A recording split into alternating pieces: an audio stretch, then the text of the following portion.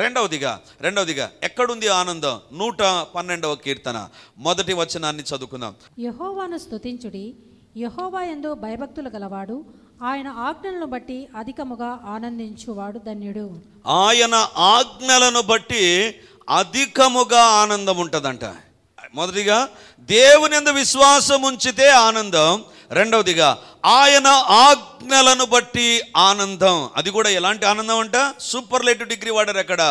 అధికముగా ఆనందం. అధికమైన జీతం ఆనందం ఇస్తుందా? అధికమైనటువంటి సంపాదన ఆనందం ఇస్తుందా? అధికమైనటువంటిది నీ జీవితంలో ఆనందం ఇస్తుందా? ఇవ్వదే. ఆయన ఆజ్ఞలను బట్టి. దేవుని బిడ్డలారా, దేవుని వాక్యము ఒక వ్యక్తి జీవితాల్లో ఖచ్చితంగా ఆనందం ఇస్తుంది. ఎందుకు తెలుసా? అది సెంటెన్స్ కాదు, అది ఒక పుస్తకం కాదు, అది ఒక combination of lines and paragraphs and chapters కాదు. అలా అనుకున్నావంటే నీ జీవితంలో నువ్వు దీవించబడవు. దేవుని యొక్క వాక్యం ఏంటి తెలుసా? ఆ వాక్యము శరీరధారిగా ఈ లోకానికి వచ్చాను.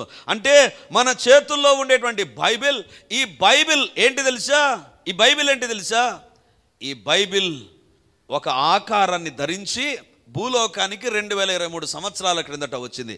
ఎవరైతే ఈ వాక్యాన్ని బట్టి ఆనందిస్తారో, ఈ వాక్యాన్ని చదువుతూ ఉంటారో, అందుకే బైబిల్లో రాయబడింది మొదటి కీర్తనలో, దివారాత్రము దాన్ని ధ్యానించువాడు ధన్యుడు, యెహోవా ధర్మశాస్త్రమునందు ఆనందించుచు. ఎక్కడుంది ఆనందం? దేవుని యొక్క వాక్యంలో ఆనందం ఉంది. అందుకే సాతాను ఏం చేస్తాడు తెలుసా? నిన్ను బైబిల్ చదవనీయుడు, సెల్ దగ్గర కూర్చోమని చెప్తాడు. నిన్ను బైబిల్ చదవనీయుడు, టీవీ దగ్గర కూర్చోమని చెప్తాడు, సీరియల్స్ చూడమని చెప్తాడు. నిన్ను బైబిల్ చదవనీయుడు, ఏదో తప్పుడు ఆలోచనలని నీ జీవితాల్లోకి వచ్చేసి సమయాన్ని దుర్వినియోగం చేయమని చెప్తాడు. కానీ ఈ వాక్యం ఎదుట కూర్చుంటే ఏముంటుంది తెలుసా? ఆనందం. అందుకే వాక్యానికి దూరం చేస్తాడు, బైబిల్కు దూరం చేస్తాడు, సాయశక్తుల సాతాను ప్రయత్నం చేస్తాడు. ఎందుకు తెలుసా? వాక్యం దగ్గర. ఇది నేను ఒక ప్రశ్న అడగనా? ఒక ప్రశ్న. నీ జీవితంలో ఆనందం లేకపోవడానికి ఈరోజు బైబిల్ చదివావా? బైబిల్ చదవకపోతే don't expect joy in your life. నీ జీవితంలో ఇది ఎవరు ఇవ్వలేరండి. ఎవరు ఇవ్వలేరు. పుస్తకాలు చదివితే జ్ఞానం వస్తుంది, పుస్తకాలు చదివితే ఇన్ఫర్మేషన్ వస్తుంది. కానీ బైబిల్ను చదివితే you will get a joy in abundance. అధికముగా ఆనందం. దేవుని బిడ్డలారా, ఈరోజు దేవుడు మనతో మాట్లాడుతుంటున్నాడు. Are you sitting in front of the word of God? దేవుని వాక్యంలో చదివితే ఏమవుతుందండి? చదివితే ఏమొస్తుంది కదా? ఈరోజు ఉదయం కూడా మనం చదివాం కదా చర్చిలో. ఒకవేళ ఇంట్లో చదవకపోయినా చర్చిలో చదివాం. చర్చిలోనైనా చదువుతారని చర్చిలో చదివించే కార్యక్రమం పెట్టాను నేను. కొంతమంది చాలా బిజీగా ఉంటారండి. ఉదయం లేచినప్పటి నుంచి చర్చికి వచ్చిన వరకు అసలు బైబిల్ కూడా చదవరు, అంత బిజీగా ఉంటారు. కానీ వాళ్ళు అనుకుంటారు మా జీవితంలో ఆనందం లేదే. ఆనందం ఎక్కడుంది తెలుసా? ఆయన ఆజ్ఞలలో ఉంది. ఎందుకు ఆయన ఆజ్ఞలలో ఆనందం ఉంది తెలుసా? దేవుని వాక్యం దగ్గర కూర్చుంటే ఖచ్చితంగా 2 కార్యాలు నీ జీవితంలో దేవుడు చేస్తాడు. ఇది రాసి పెట్టుకోండి. 2 కార్యాలు ఖచ్చితంగా నీ జీవితంలో ఉంటాయి. నెంబర్ వన్, నీ జీవితంలో ఉండే తప్పులను చూపిస్తుంది ఈ వాక్యం. నీ జీవితంలో ఉండేటువంటి తప్పులను చూపిస్తుంది. తప్పులు ఎప్పుడైతే తెలుస్తాయో తప్పును సరి చేసుకునేటువంటి వ్యక్తి జీవితంలో ఆనందాన్ని పొందుకుంటాడండి. తప్పును కవర్ చేసుకునే వ్యక్తి జీవితాల్లో ఆనందించలేడు. దేవుని వాక్యం ఏంటి తెలుసా? It shows what is your faults that are there in your life as a hidden one. దాక్కొని ఉన్నటువంటి పాపం ఏంటో ఆ వాక్యం ఎదురు తెలిసిపోతుందండి. కొంతమంది చెప్తూ ఉంటారు, బ్రదర్ మేము చర్చికి రాకపోవడానికి కారణం ఏంటో తెలుసా? వాక్యం వింటుంటే భయం వేస్తుంది మాకు, అందుకే ఇక్కడ రాకుండా వేరే చోటుకి వెళ్ళిపోతాం మేము. భలే బాధేస్తుందండి. దేవుని వాక్యం నీ తప్పులు నీకు చూపించడంలో ఉద్దేశం ఏంటి తెలుసా? సో దట్ నీ జీవితంలో ఆనందం వస్తుందని. సాతాను ఏమంటాడు తెలుసా? వద్దు, వాక్యం వద్దు, ఇది మామూలేలే, ఇది వింటా అంటారులే, చాలామంది చెప్తూ ఉంటారులే, ఇప్పుడే ఎందుకు అంత తొందరగా ఎగేసుకొని వాక్యం చదవాల్సిన పనే ఉంది, చాలా టైం ఉంది కదా నీకు. దేవుని బిడ్డలారా, సాతానుకు తెలుసు ఈ వాక్యాన్ని చదివితే ఈ వాక్యం వెనక ఒక ఆనందం ఉంది. దేవుని బిడ్డలారా, దేవుని వాక్యాన్ని చదివితే, దేవుని వాక్యం దగ్గరికి నువ్వు వస్తే కలిగేటువంటి దీవెన ఏంటి తెలుసా? అధికముగా ఆనందం. ఎందుకు తెలుసా? మొట్టమొదటిగా నీ తప్పేంటో నీకు తెలిసిపోతుంది. So that you can rectify your self. రెండవదిగా నీ దేవుడు ఎవరో నీకు అర్థమైపోతుందండి. బైబిల్ చదివినప్పుడు ఈ 2 ఖచ్చితంగా తెలుస్తాయి. నీ తప్పులేంటో తెలిసిపోతాయి, నీ దేవుడు ఎవరో తెలిసిపోతుంది. If you know your God, then your understanding about God will be changed, and the way you pray, the way you live will be different. దేవుని గురించి నీకు అర్థమైపోతే నీ జీవితంలో నీవు ప్రార్థన చేయడం వేరుగా ఉంటుంది, నీ జీవితం వేరుగా ఉంటుంది, నీ యొక్క జీవితంలో నువ్వు చేసే తీర్మానాలు కూడా వేరుగా ఉంటాయి. ఈరోజు దేవుడు మనతో మాట్లాడుతుంటున్నాడు. మన జీవితాలను మనం పరీక్షించుకుందాం. ఆయన ఆజ్ఞలను బట్టి, ఆయన ఆజ్ఞలలో ఉంది ఆనందం. ఆయన వాక్యాన్ని నువ్వు చదవాలి, ఆయన వాక్యాన్ని నువ్వు కలిగి ఉండాలి. అందుకే చర్చికి వచ్చారు, come with the Bible, come with the Bible. దేవుని బిడ్డలారా, చాలామంది అడుగుతూ ఉంటారు, పరిశుద్ధంగా జీవించడం ఎలా? వెరీ సింపుల్ చెప్తానండి. నీ చేతుల్లో బైబిల్ పట్టుకొని చర్చికి రాగలిగేటువంటి వ్యక్తివైతే, బైబిల్ పట్టుకొని చర్చికి రాగలిగే వ్యక్తివైతే, మొట్టమొదటి స్టెప్ పరిశుద్ధంగా జీవించడం. మొట్టమొదటి స్టెప్ పరిశుద్ధంగా జీవించడం. ఎందుకు తెలుసా? నీ చేతుల్లో బైబిల్ ఉంటే ఖచ్చితంగా ఒకటి ఉంటుంది, నీ ఫ్రెండ్ చూస్తాడు, లేకపోతే ఇంకొకరు చూస్తారు, ఏంటి బైబిల్ పట్టుకొని పోతున్నావే? నిన్ను నువ్వు కాపాడుకోవడానికి చాలా వీలుగా ఉంటుంది.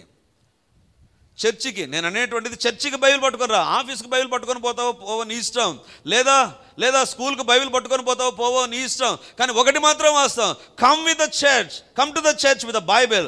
దేవుని సన్నిధానంలో నీకు బైబిల్ తీసుకొని రా. బైబిల్ నీ దగ్గర ఉంటే బైబిల్ నిన్ను కాపాడడం ప్రారంభిస్తుంది. నీ ఫ్రెండ్కు ఒకానొక రోజు, అవునరా వీడు బైబిల్ తీసుకొని పోతున్నాడు, వీనితో ఎందుకులే అనేటువంటి ఒక్క తలంపు వస్తుంది. అక్కడే నువ్వు పరిశుద్ధంగా జీవించడానికి వీలుగా ఉంటుంది. ఎంతకాలం దాక్కునే క్రైస్తవ జీవితాన్ని దీవిస్తావు? దాక్కుంటామండి. బైబిల్ పట్టుకోవడానికి చాలా కష్టం. ఇది నాకు వెరీ సింపుల్ కదా. సహోదరులకైతే బ్యాగ్ ఉంటుంది, సహోదరులకైతే డిక్కీ ఉంటుంది. డిక్కీలో బైబిల్ పెడతాం, పర్సులో బైబిల్ పెడతాం, సింపుల్గా వచ్చేస్తాం. ఎక్కడికి పోయి తెలియదు. చర్చి అని ఒకళ్ళు క్రికెట్ గ్రౌండ్కి పోయినా ఇంట్లో బైబిల్ పట్టుకొని చర్చికి వచ్చినట్టుగానే క్రికెట్ గ్రౌండ్కి వెళ్ళిపోవచ్చు. Very simple. But when you hold the Bible, అది నేను పరిశుద్ధంగా ఉంచుతుంది. దేవుని బిడ్డలారా, కీర్తనకారుడు అంటున్నాడు, నీ ఆజ్ఞలను బట్టి అధికముగా ఆనందం. దేవునికి స్తోత్రం. నాకు అనిపించింది, ఏమొచ్చింది వాక్యం పట్టుకుంటే నీకు? 112వ కీర్తన రాసి కీర్తనకారుడా, ఏమొచ్చింది నీకు? చూడండి 2వ వచనంలో ఏమేమి వచ్చాయో చెప్తాడు. వాని సంతతి వారు భూమి మీద బలవంతులగుదురు. అంటే సంతతి అంటే ఏంటి? Family members. అంటే నీవు వాక్యాన్ని బట్టి ఆనందించే, నువ్వు వాక్యాన్ని చదివి వాక్యానికి లోబడి దేవుడెవరో వాక్యాలను తెలుసుకొని నీ జీవితాన్ని ఎప్పుడైతే నువ్వు మార్చుకుంటావో నీ ఫ్యామిలీలో బ్లెస్సింగ్స్ అనేటువంటివి ఉంటాయి. అతని సంతతి వారు భూమి మీద బలవంతులగుదురు. It's not because of money or it's not because of your kind, cash or కైండ్ని బట్టి కాదు నీ కుటుంబం దీవించబడేది. చాలా తప్పు చేస్తాం మనం. నా పిల్లలకి ఏమి ఇచ్చాను, ఏం సంపాదించాను, ఏం పెట్టాను కాదు. నీ జీవితంలో వాక్యానికి విలువనిచ్చి వాక్యానికి లోబడి వాక్యానుసారంగా నీ కుటుంబాన్ని నువ్వు ఉంచగలిగితే నీ సంతతి వారు భూమి మీద బలవంతులవుదురు. నీ సంతతి వారు భూమి మీద బలవంతులవుదురు. దేవుని బిడలారా, నా కల్లారా నేను చూశానండి. ఒకటి మా తాత వాళ్ళ కుటుంబాన్ని చూశాను, అదే రకంగా మా తాత వాళ్ళ తమ్ముళ్ళ కుటుంబాలను కూడా నేను చూశాను. ఏంటిది? ఈ కుటుంబంలో ఉండేటువంటి దీవెనలు ఆ కుటుంబాల్లో లేకుండా పోయాయి. Very simple. మా తాత ఏమి పెద్ద బ్యాలెన్స్ కలిగినటువంటి వ్యక్తి కాదు, వెరీ రిచ్ పర్సన్ కాదు. అతడు తోట ఏమంటారు, గార్డెనింగ్ టీచర్, గార్డెనింగ్ నేర్పించేటువంటి టీచర్. ఆయన బీఎస్సీ బీఈడి కూడా కాదు, ఆయన తోట పనులు నేర్పించేటువంటి ఒక టీచర్ అండి. టీచర్. ఆ టీచర్లో కూడా ఒక రకంగా చెప్పాలంటే చాలా తక్కువ లెవెల్, మ్యాథ్స్ టీచ్ చేయలేడు. కానీ మా తాత దగ్గర నేను చూసిందంటే అద్భుతమైన బైబిల్ నాలెడ్జ్ కలిగి ఉన్నాడు.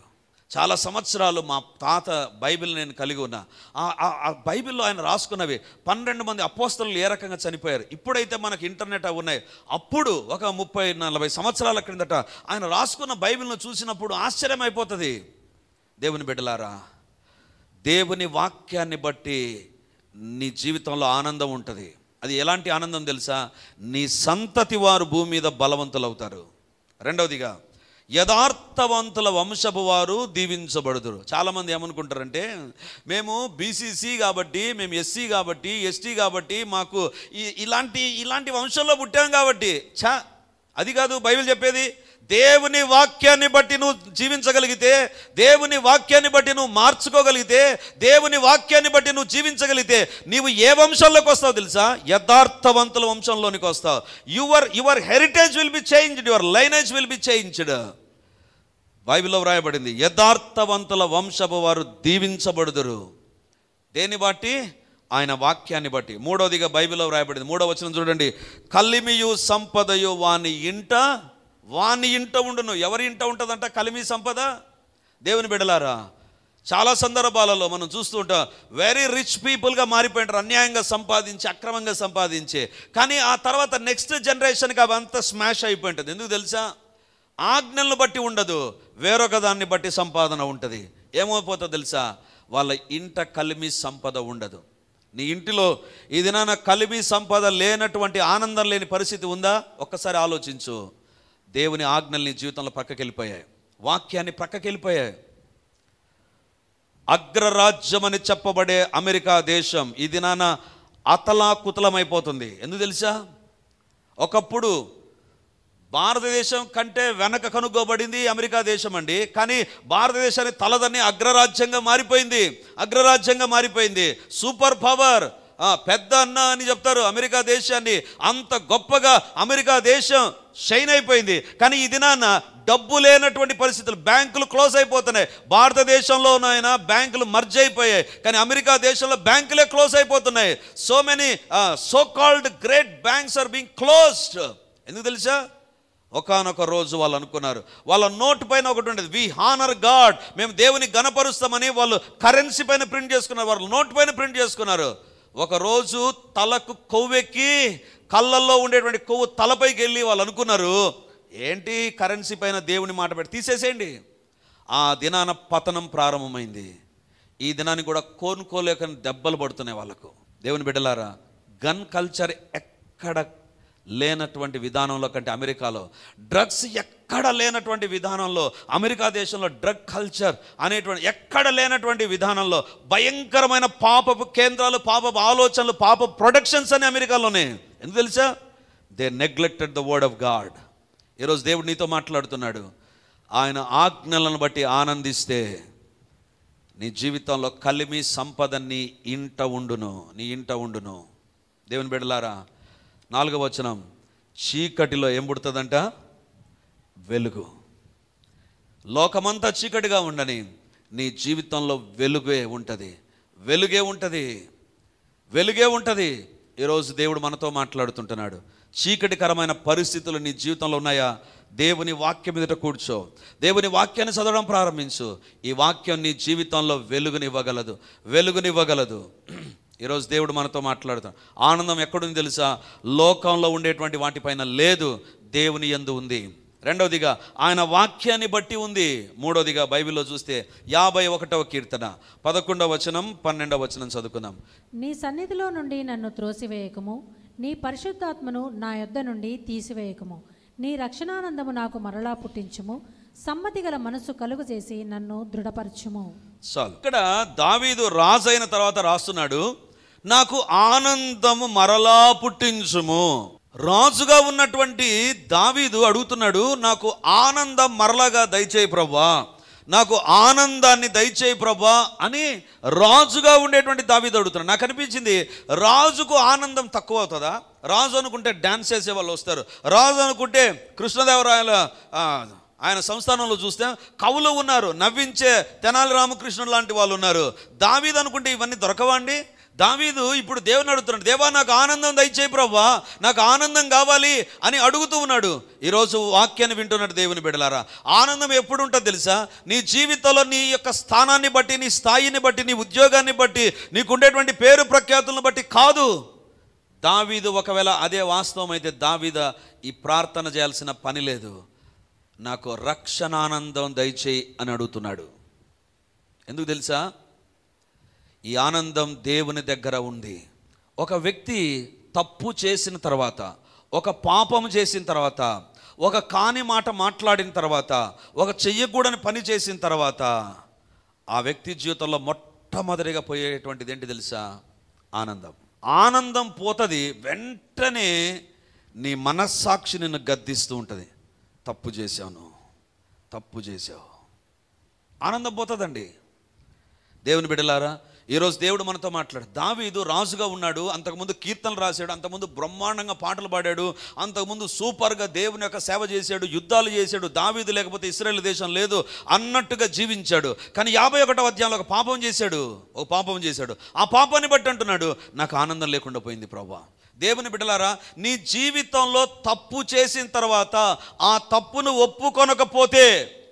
ఒప్పుకొనకుండా దాన్ని కవర్ చేసుకునేటువంటి వ్యక్తివైతే, తప్పును నీ జీవితంలో కంటిన్యూ చేసే వ్యక్తివైతే గుర్తుంచుకో, ఆనందం నీ జీవితంలో ఉండదు. దేవుని దగ్గర పాపాన్ని ఒప్పుకోవడం మాత్రమే కాదు, ఆ ఒప్పుకున్న తర్వాత you have to continue that. మధ్యలో ఏదో ఒక సందర్భంలో తప్పు చేయవచ్చు, లేకపోతే ఏదో ఒక సందర్భంలో దేవునికి వ్యతిరేకమైన కార్యాలు చేయవచ్చు. అప్పుడు పశ్చాత్తాపపడడానికి వెనువెంటనే రెడీగా దావీదు అంటున్నాడు. దావీదు కొన్ని రోజులు ట్రై చేశాడు, ఆనందం ఏమైనా వస్తుందేమో, ఉపవాసం ఉండి ప్రార్థన చేశాడు, ఆనందం ఏమో వస్తుందేమో అని. లేకపోతే అతను అనుకున్నాడు కొంచెం కాలమైన తర్వాత వస్తుందిలే అని అనుకున్నాడు. రాలేదు. తన కుమారుడు చనిపోయిన తర్వాత వస్తుందేమో అనుకున్నాడు, రాలేదు. తన పాపాన్ని ఒప్పుకొనేంత వరకు దావీదు జీవితంలో ఆనందం లేదు. నీ జీవితంలో నువ్వు ఏం తప్పు చేసావో నీకు తెలుసు. అది ఒప్పుకొనకపోతే don't expect joy in your life. నీ జీవితంలో ఆనందం ఉండదు. ఎందుకు ఒక వ్యక్తి దేవుని నమ్మిన తర్వాత, బాప్తిజం తీసుకున్న తర్వాత, లేకపోతే చర్చికి వచ్చిన తర్వాత కూడా ఎందుకు తప్పు చేస్తాడు తెలుసా? Very simple reason. దావీదే దానికి కారణం చెప్తున్నాడు. చూడండి ఏమంటాడు, 51వ కీర్తన 12వ వచనం. ఎందుకు ఒక వ్యక్తి తప్పు చేస్తాడు అక్కడ వ్రాయబడింది. 51వ కీర్తన 12వ వచనం. నీ రక్షణానందము నాకు మరలా పుట్టించుము, సమ్మతి గల మనసు కలుగజేసి అది పాయింట్. సమ్మతి గల మనసు. సమ్మతి అంటే దేవుని వాక్యం ఒకటి చెబితే, వాక్యం విన్న దాని ప్రకారం నువ్వు ఉండకుండా పోతే నువ్వు సమ్మతించడంలా. వాక్యం ఒకటి చెప్తుంది, నువ్వు జీవించే జీవితం ఒకటి ఉంటుంది, దేవుడు నీతో మాట్లాడేది ఒకటి ఉంటుంది, నువ్వు నీ యొక్క లైఫ్ స్టైల్ ఒక రకంగా ఉంటుంది. If you are according to your own will and wish, నీ జీవితంలో తప్పులు జరుగుతాయండి. ఎప్పుడైతే వాక్యానికి లోబడతావో, దేవుని మాటకు, దేవుని సందేశానికి ఎప్పుడైతే లోబడతావో, ఎప్పుడైతే వాక్యానికి సమ్మతిస్తావో, if you are agree, if you are able to say yes to the word of God, దేవుని వాక్యానికి నువ్వు అవును నా జీవితంలో తప్పు ఉంది అని ఒప్పుకుంటావో, అప్పుడే నీ జీవితంలో సమ్మతి గల మనసు ఉంటుంది. సమ్మతి లేని మనసు ఏం చేస్తుంది తెలుసా? నీ జీవితంలో నీ పాపంలో ఉండేటట్లు చేస్తుంది.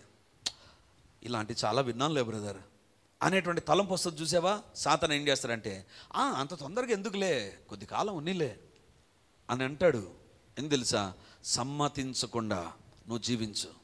దావీదు అంటాడు, అలా సమ్మతించకుండా, దేవుని వాక్యం గురించి నాకు తెలుసు, దేవుడు పరిశుద్ధుడని తెలుసు, దేవుడు సహాయం చేస్తాడని తెలుసు, దేవుడు చూస్తున్నాడని తెలుసు, అన్నీ తెలుసు, అయినా నేను తప్పు చేశాను. తప్పును తన జీవితంలో సరి చేసుకోవడానికి సమ్మతించలేకపోయాడు. ఈరోజు దేవుడు నీతో మాట్లాడుతున్నాడు. దేవుడు నీతో మాట్లాడిన సందర్భంలో దేవుని దగ్గర ఒప్పుకోగలుగుతున్నావా? ఒప్పుకొనకుండా వాక్యాన్ని విని విడిచిపెట్టిపోతే మళ్ళీ ఆదివారం వరకు ఆనందం నీ దగ్గర ఉండదు. మళ్ళీ ఆదివారం దేవుడు ఇంకొక మాటతో మాట్లాడతా, ఇప్పుడైనా మార్చుకో, ఇప్పుడైనా సరి చేసుకో, ఇప్పుడైనా లోబడు. దేవుని బిడ్డలారా, మన జీవితంలో దేవునికి లోబడదాం. ఒకానొక సందర్భంలో ఒక ప్రాంతంలో పరిచర్యకని నేను వెళితే అక్కడ నేను నాతో పాటు కొంతమంది వాక్యాన్ని అందించేటువంటి వాళ్ళు ఉన్నారు. సో ఒక సహోదరుడు వాక్యం చెప్తూ, ఒక దైవ సేవకుడు వాక్యం చెప్తూ కొన్ని విషయాలు ఆయన తెలియజేశాడు. అందులో ఒక విషయం ఏంటంటే, దేవుని సేవకులు ఇవ్వాలి అనేటువంటిది ఆయన సందేశం. సేవకు చర్చిలో ఉండేవాళ్ళే కాదు, సంఘస్థులే కాదు, సేవకుడు కూడా ఇవ్వాలి. చాలా బాగా నచ్చింది ఆ పాయింట్ నాకు. అవును కదా, దేవుని సేవకులు కూడా ఇవ్వాలి. కాబట్టి నేను సేవ చేస్తున్నాను అంటే అప్పుడు నేను ఇంకా సంపూర్ణ సేవలోనికి రాలేదు, నేను ఉద్యోగం చేస్తూ ఉన్నాను. సో నేను వచ్చిన తర్వాత నేను ఏం చేస్తానంటే, దేవా నేను సేవ చేసినప్పుడు నీకు ఇస్తాను ప్రభువా అనేటువంటిది ఆ రోజు ప్రార్థన చేసుకుని సంపూర్ణ సేవకు నేను వచ్చానండి. వచ్చిన తర్వాత తిరిగి వేరొక సందర్భంలో వేరొక దైవ సేవకుడు మాట్లాడుతున్నప్పుడు దేవుడు నాతో మాట్లాడాడు.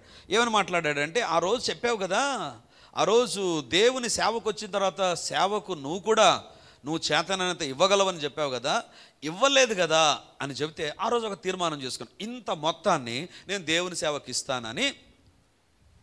ఆ రోజు ఆ దైవ సేవకుడు ఏమన్నాడంటే, మీరు ఏమని అనుకుంటున్నారో ఇప్పుడు రాసి పెట్టుకోండి, మీ దగ్గర మర్చిపోతారు మీరు అని చెప్పాడు. సో ఆ మాట కూడా లోబడి నా దగ్గర ఉండేటువంటి బుక్లో నేను రాసి పెట్టుకున్నా ఇంత మొత్తం దేవుని సేవకి ఇస్తానని రాసి పెట్టుకున్నాను. ఇంకా పరిచర్లో బిజీ అయిపోయినాను, అక్కడిక్కడ తిరుగుతూ అది మెల్లిగా మర్చిపోయాను. ఎంత మర్చిపోయానంటే అసలు జ్ఞాపకమే లేదు. ఇక మెల్లిగా ఇంటిలో ఆర్థిక ఇబ్బందులు ప్రారంభమైనాయి. ఆర్థికంగా కష్టం రావడం ప్రారంభించింది. నాకు అనిపించింది, ఏంటి ప్రభా, నీ సేవ చేస్తున్నాం కదా, ఎక్కడ తప్పు చేశాను? ఉపవాసం ఉండి ప్రార్థన చేశాను, దేవా ఎక్కడుంది తప్పు, ఎక్కడ తప్పు జరుగుతుంది, నాకు జ్ఞాపకం రాలేదు. ఆ తర్వాత మళ్ళీ ఉపవాస ప్రార్థన అయిపోయింది. అయినా ఆర్థికంగా కొంచెం ఆ టైట్నెస్ అనేటువంటిది చూస్తూ ఉన్నా. ఏంటి ప్రభా, ఎందుకుంది? దేవుని బిడ్డలారా, ఆఫ్టర్ 1 month, 1 నెల సఫర్ అయిపోయామండి. 1 నెల 2 నెలలు బాగా సఫర్ అయిన తర్వాత ఇక నాకు అర్థం కాలేదు. ప్రభా, ఎక్కడో తప్పు జరిగింది, ఎక్కడో నేను చేయకూడదు చేశాను ప్రభా, ఎక్కడో నీ ఆజ్ఞల ఎదుట నేను సమ్మతించలేదు ప్రభా, లార్డ్ షో మీ అని కూర్చొని నేనేం చేశానంటే నా పాత డైరీలో అప్పుడప్పుడు చూస్తుంటానండి, మెసేజ్ డైరీలు తీసి చూస్తూ ఉంటే మెసేజ్లన్నీ చూస్తూ ఈ మెసేజ్ ఓహో ఇది చెప్పాను, అక్కడ చెప్పాను అని చూస్తూ ఎందుకో ఒక పేజీకి అట్లా ఓపెన్ చేస్తే అక్కడ రాసి పెట్టిండా, సేవకు ఇంత ఇస్తానని డేట్ రాసి పెట్టా. అప్పటికి 1.5 సంవత్సరం అయింది, 2 సంవత్సరాలు దాదాపు అయింది. వెంటనే మోకాళ్ళపైకి వచ్చేసి, ప్రభువా తప్పైపోయింది, అర్థమైంది, ఈరోజు నీ సేవకి ఇంత ఇవ్వాలను మొక్కుకున్నాను, ఇవ్వలేకపోయాను ప్రభువా, సమ్మతించాను, ఆ రోజు వాక్యానికి సమ్మతించాను, ఎస్ నేను చేస్తానని చెప్పాను, కానీ చెయ్యకుండా పోయాను ప్రభువా, క్షమించు అని దగ్గర ఉండే డబ్బు చూస్తే అండి కరెక్ట్గా వాళ్ళకి ఇచ్చేంత ఉంది, ఒక సేవకు ఇచ్చేంత ఉంది, కానీ నెక్స్ట్ లేదు. మొత్తం ఇచ్చేస్తే నెక్స్ట్ లేదు. ఇప్పుడు ప్రశ్న ఏంటంటే ఇవ్వాలనా ఇవ్వకూడదా? ఇప్పుడు ఈ వాక్యాన్ని ఎదుట సమ్మతించాలనా సమ్మతించకూడదా? వెంటనే నేనేం చేశానంటే ఆ డబ్బు మొత్తాన్ని పంపించేశా. టెన్షన్ స్టార్ట్ అయింది. ఇప్పుడు ఒకవేళ పిల్లలు వచ్చి ఏదన్నా కొనిమని అడిగితే లేదు, ఏదైనా హెల్త్ ఇష్యూస్ ఇప్పుడు వస్తే లేదు, ఏదైనా ఒక అవసరత వస్తే లేదు. నేను ఒక్కటే అనుకున్నా, ప్రభువా నేను ఇప్పుడు సమ్మతించా, నీ మాటకు లోబడ్డా. దేవుని బిడ్డలారా, దేవుని వాక్యాన్ని పట్టుకొని చెప్తున్నా, ఆ రోజు నుంచి నాకు వచ్చినటువంటి అమౌంట్స్ ఎప్పుడు నేను చూడలేదండి, నేను అనుకున్నాను నెక్స్ట్ స్టెప్ ఏంటి నా జీవితంలో, my balance, all account balance is 0, next ఏంటి అర్థం కాలేదు, కానీ సమ్మతించాను. అందుకే యెషయా గ్రంథం 1వ అధ్యాయం 19వ వచనం మై ఫేవరెట్ వర్స్ అండి అది. యెషయా గ్రంథం 1వ అధ్యాయం 19వ వచనం చూడండి బైబిల్లో, మీరు సమ్మతించి నా మాట వినిన ఎడల మీరు భూమి యొక్క మంచి పదార్థములను అనుభవింతురు. అది బాగానే ఉంది. 20వ వచనం, మీరు సమ్మతింపక తిరుగబడిన ఎడల నిశ్చయముగా ఏం పాలు, అదే తాగే పాలు కాదు, ఖడ్గము పాలగుదురు, యెహోవా ఇలాగునని సెలవిచ్చుచున్నాడు. సమ్మతించితే దేవుని మాటను ఎస్ అంటే భూమి యొక్క మంచి పదార్థములను నీవు అనుభవిస్తావు. సమ్మతింపగా తిరగబడితే ఖడ్గము పాలైపోతాం. దేవుని బిడ్డలారా, అందుకే దావీదు అంటున్నాడు, ప్రభువా నా జీవితంలో సమ్మతించాను, పాపముతో సమ్మతించాను, నీ వాక్యానితో విభేదించాను, నా యొక్క కోరికలతో సమ్మతించాను, నీకు వ్యతిరేకంగా పాపము చేశాను ప్రభువా, దేవుని హృదయానుసారుడు అనిపించుకున్నానే కానీ ఇప్పుడు పాపానికి హృదయానుసారుడుగా మారిపోయాను ప్రభువా, దేవా సమ్మతించకపోయాను, నా జీవితంలో తప్పు జరిగింది, అందుకే ఆనందం లేదు ప్రభువా, నాకు ఆనందం దయచేయి. దేవుని బిడ్డలారా, మొదటి ఆనందం ఎక్కడుంది తెలుసా? దేవుని యందు విశ్వాసం ఉంచు. రెండవగా ఆనందం ఎక్కడుంది? ఆయన ఆజ్ఞలలో ఉంది. మూడవదిగా నీ జీవితంలో తప్పు చేసినప్పుడు వెంటనే సరి చేసుకుని సమ్మతించేటువంటి దేవుని వాక్యం ఎదుట సమ్మతించే వ్యక్తిగా నువ్వు మారిపో, అక్కడ ఉంది ఆనందం.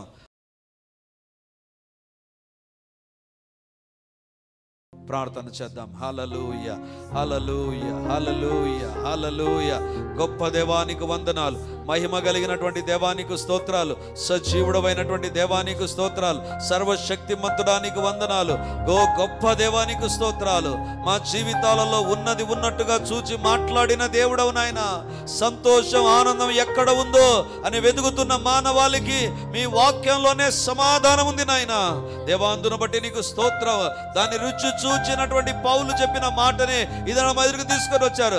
ఎల్లప్పుడూ ప్రభునందు ఆనందించుడే, మరలా చెప్పుదును ఆనందించుడే. అవును ప్రభా, జైల్లో ఉన్న అతని ఆనందాన్ని ఎవరు దొంగిలించలేకపోయారు ప్రభా. అది మీరిచ్చే ఆనందం నాయన, అది మీరిచ్చే ఆనందం ప్రభా. ఈ లోకంలో ఉండే ఆనందం ఏదో చేస్తే, ఏదో వస్తే, ఏదో కలిగితేనే ఆనందం. ఏమీ లేకపోయినా కూడా ఆనందించే ఆనందం నీవు ఇవ్వగలవు ప్రభా. నీకు స్తోత్రాలు ప్రభా, నీకు వందనాలు తండ్రి. మా జీవితాల్లో దేవుని విశ్వాసం ఉంచక లోకంలో ఉండే వాటిని నమ్మి, లోకంలో ఉండే శరీరాశ, నేత్రాశ, జీవపు డంబాన్ని, పాపాన్ని ప్రేమించే వ్యక్తులుగా ఎవరు ఇక్కడ ఉన్నా వారితో ఈ సమయంలో మీరు మాట్లాడి ఉండగా వందనాలు. మీ సన్నిధి దర్శించును గాక. లోక సంబంధమైన కోరికలు చచ్చిపోవును గాక. లోక సంబంధమైన స్థితిగతుల్లోంచి బయటపడుదురు గాక. లోకములో ఉండేటువంటి ప్రతి ఒక పాప బంధకాలు తొలగిపోవును గాక. దేవా రక్షించండి నాయన. ఎవరు లోకం వెంబడి వెళుతూ ఉన్నా వారి జీవితాల్లో చిట్ట చివరిగా పొట్టు తప్ప ఇంకొకటి ఉండదు నాయన. అది మీరు సెలవిచ్చారు ప్రభా. అది రాకముందే, అది పొందుకొనక ముందే దేవుని వైపు తిరగడానికి కృప సమయాన్ని ఇప్పుడు ఇచ్చి ఉండగా నీకు వందనాలు. ఎవరైతే లోకాన్ని ప్రేమిస్తూ ఆనందం ఉందని ఎదుగుతున్నారో అలాంటి వారు, ఎవరైతే దేవా నన్ను క్షమించని అడుగుతున్నారో వారి ప్రార్థనతో ఏకీవించడుతున్నా. Forgive them lord. వారి పాపములు క్షమించబడును గాక. యేసయ్య రక్తం వారి ప్రతి పాపమును కడుగును గాక. వాక్యానికి దూరం అయిపోయిన ప్రతి ఒక్కరి పాపము కడగబడును గాక. పాపాలు ఒప్పుకోలేని జీవితాలను మీ రక్తము కడుగును గాక నాయన. దేవుని కంటే వేరొక దానికి ప్రాధాన్యతనిచ్చేటువంటి మా జీవితంలో ఆనందం కోల్పోతామని మీరు సెలవిచ్చారు ప్రభా. మీ రక్తమే మమ్మల్ని కడుగును గాక. ఎక్కడ మా జీవితాల్లో తప్పుడు ఆనందమై వెళుతున్నామో అక్కడే మీ రక్తం మమ్మల్ని కడుగును గాక. మీ రక్తం మమ్మల్ని కడుగును గాక. మీ రక్తం మమ్మల్ని కడుగును గాక. మీ రక్తం మమ్మల్ని కడుగును గాక. నాయనా మీరే మీ కార్యాలు జరిగించండి. పౌలు పొందిన ఆనందం మా ఒక్కొక్కరికి దయచేయండి ప్రభా. కీర్తనకారుడు పొందిన ఆనందపు ఆశీర్వాదాలు మేము ఒక్కొక్కరం అనుభవించుదుము గాక. మేము అనుభవించుదుము గాక. దేవా మేము సరిగా ఉంటూ మా కుటుంబాలు భూమి మీద ఆశీర్వదించబడును గాక. దేవా మా వంశము దీవించబడును గాక. దేవా మా ఇంట కలిమి సంపద ఉండును గాక. దేవా యథార్థవంతులకు చీకటిలో వెలుగు పుట్టులను సెలవిచ్చావు ప్రభా. నీకు లోబడిన ప్రతి వ్యక్తి జీవితాల్లో ఇక చీకటి తొలగిపోవును గాక. వెలుగు ఉదయించును గాక. ప్రతి చీకటి తొలగిపోవును గాక. ఎవరైతే లోబడ్డారో, సరి చేసుకున్నారో, ప్రార్థించారో నాయన వారి జీవితాల్లో మీరిచ్చే ఆనందంలోని ప్రతి దీవెన యేసు నామమందు అనుభవించుదురు గాక. యేసు నామమును ఇప్పుడు అనుభవించుదురు గాక. ప్రతి పాపము కాడి కొట్టివేయబడును గాక. దేవుని కార్యములే జరుగును గాక. దేవుని కార్యములే జరుగును గాక. దేవా మీకే వందనాలు చెల్లిస్తూ యేసయ్య పరిశుద్ధ నామమందు ప్రార్థించి అడిగి పొంది ఉంటున్నాము తండ్రి. Amen. Praise the Lord. Yesukristu పరిశుద్ధ నామందు ఈ యొక్క విమోచన గడి అనే టీవీ కార్యక్రమాన్ని వీక్షిస్తున్నటువంటి దేవుని బిడ్డలారా, మీ ఒక్కొక్కరికి నా హృదయపూర్వకమైనటువంటి వందనాలు, శుభములు, ప్రార్థనలు తెలియజేస్తున్నాను. దేవుని యొక్క ఉచితమైన కృపను బట్టి ప్రతి ఆదివారం ఉదయం 9:30 గంటలకు మొదటి ఆరాధన రెడీమర్ చర్చ్లో జరుగుతూ ఉంది. వందలాది మంది ప్రజలు హాజరై దేవుని దీవెనలు పొందుతుంటున్నారు. మీరు కడప చుట్టూ ఉండేటువంటి గ్రామాల్లో ఉండేటువంటి వారైతే, సమీపాన ఉండేటువంటి వారైతే ఆదివారం ఆరాధనకు తప్పకుండా హాజరై దేవుని దీవెనలు మీరు పొందాలని కోరుతుంటున్నాను. మీకోసం ప్రత్యేకంగా దేవుని యొక్క సందేశం, ప్రత్యేకమైన ప్రార్థనలు, వ్యక్తిగతంగా మిమ్మల్ని కలుసుకొని మీ గురించిన విషయాలు తెలుసుకొని ప్రార్థించాలని మేము సిద్ధంగా ఉన్నాం.